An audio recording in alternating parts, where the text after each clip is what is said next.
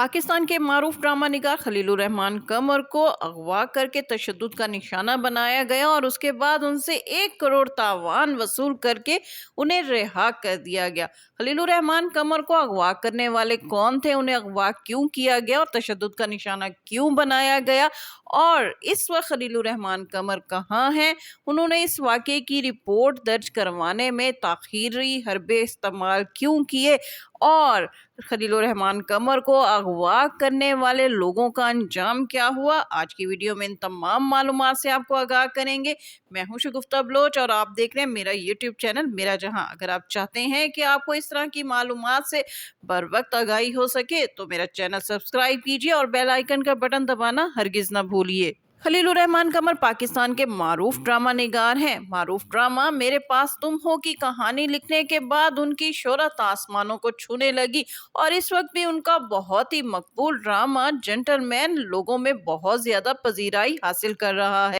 मारूफ drama नगार Khalilur Rahman कमर की अगवा, तशद्दुद और रिहाई की कहानी क्या है और इस अगवा में एक खातून का किरदार क्या है जिसने खलीलुर रहमान कमर को अपने घर इनवाइट किया। खलीलुर रहमान कमर रात 1 बजे इस खातून के घर क्या करने गए थे जहां उन्हें अगवा करने के बाद तशद्दुद का निशाना भी बनाया गया। तो नाज़रीन, कहानी कुछ यूं है कि एक खातून जिसका नाम आमना अरूज बताया जाता है, जो कि पाकिस्तान से बाहर रहने वाली है, यानी बैरून मुल्क की रिहायशी है, वो पाकिस्तान आई और उसने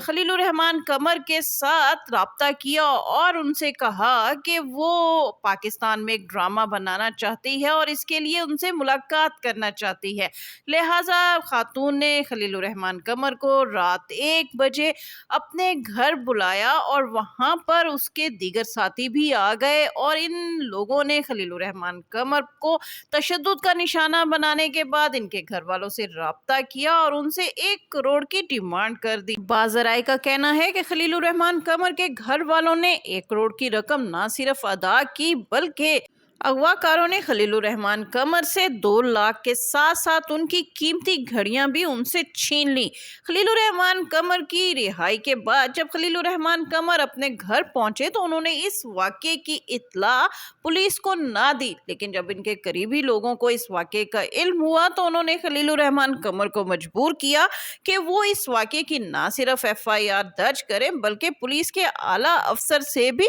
मदद मांगे। लिहाजा खलीलुर रहमान कमर ने दोस्तों के मशवरे के बाद ना सिर्फ इस वाक़े की FIR दर्ज करा दी बल्कि उस्मान अनवर साहब यानी DIG इस्लामाबाद उस्मान अनवर साहब से भी इस वाक़े की तमाम तफसीलात शेयर कर दी, जिसके बाद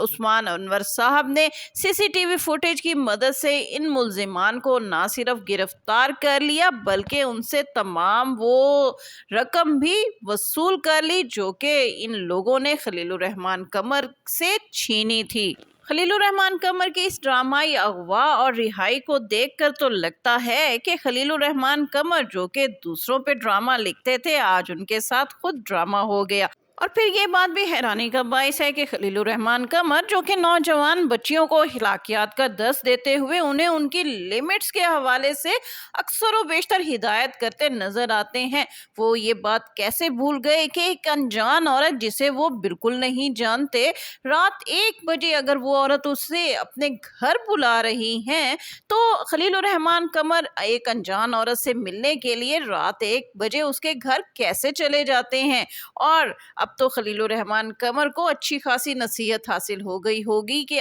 आइंदा अगर कोई खातून उन्हें रात के 1 या 2 बजे मुलाकात के लिए अपने घर बुलाएगी तो क्या खलीलुर रहमान कमर दोबारा भी ये गलती करेंगे?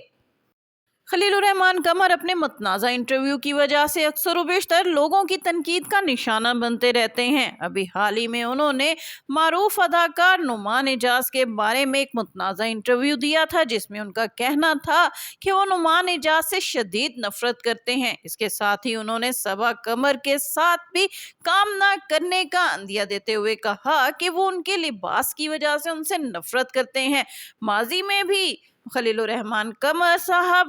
मारवी सरमद के साथ गुफ्तगू के हवाले से खवातीन की बहुत ज़्यादा तनकीद का निशाना बनते रहे हैं। اب کیا معلوم کہ ان کی کون سی بات ان کے کس ناقد کو اتنی بری لگی کہ آخر انہوں نے ڈرامہ نگار خلیل الرحمن قمر کے ساتھ ڈرامہ ہی کر ڈالا۔ جی ناظرین، خلیل الرحمن قمر کے حوالے سے آج کی یہ ویڈیو آپ کو کیسے لگی کمنٹس میں ضرور بتائیے گا۔ اس کے ساتھ ہی شگفتہ بلوچ کو اجازت دیجیے۔ ویڈیو پسند آئے تو اس کو لائک کیجیے، شیئر کیجیے اور میرا چینل لازمی سبسکرائب کیجیے۔